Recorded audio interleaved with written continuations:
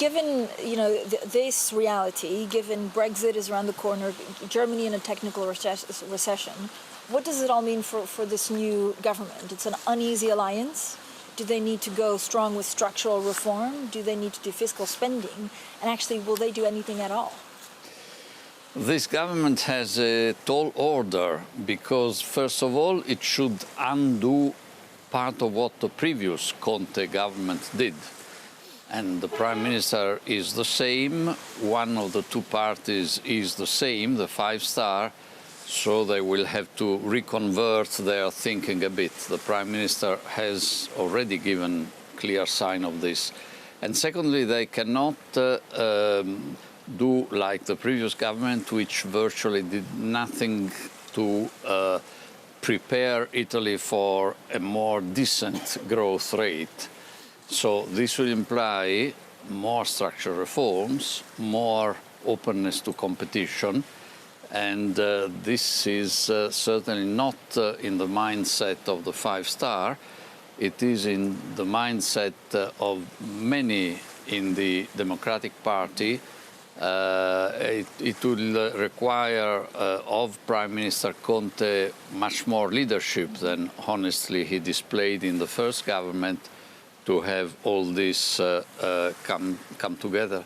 But certainly he has matured, he has shown more leadership now, and the renewed good climate with the European Union will be a very important component. How urgent is it for a better Italy to solve the conundrum of negative interest rates?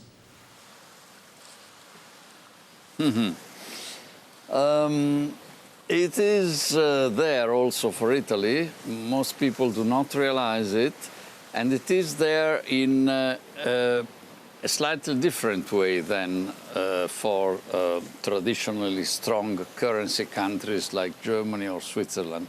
I mean that this continuous flood of liquidity has, in a country like Italy, through declining spreads, through very low interest rates, has de-linked financial variables from the quality of economic policies. Let me express it more concretely. Traditionally, in these last 7 or 8 or 9 years, the spread, the famous differential between interest rate government bonds in Italy and in Germany had become a household name, and something followed every day, every hour by the people of Italy. And when the spread was rising, then that meant that something wrong was going on in economic policy in Italy. Now, with QE and with the prospect of further QE, it's clear that the bell of high interest rates and high spreads doesn't ring anymore.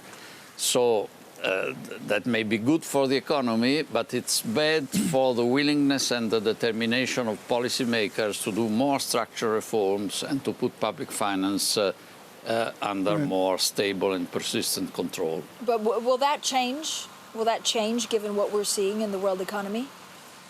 I think this will have to change. I think central bankers are puzzled about what they should be doing in the future. I mean, we all remember the long and much applauded period of Alan Greenspan, and then something happened in terms of the financial crisis of 2007, 2008. I think monetary policy has done a great job, but has actually made the life of other policy actors too easy by taking away the constraint of finance and money.